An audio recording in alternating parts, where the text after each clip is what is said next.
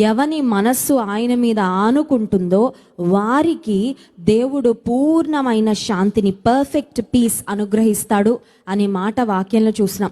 సరే, దేవుడు perfect piece ఇస్తాను అన్నప్పుడు నా పీస్ని డిస్టర్బ్ చేసే పరిస్థితులు నాకు ఎందుకు వస్తున్నాయండి? కొన్నిసార్లు ఈ అనుమానం వస్తుంది.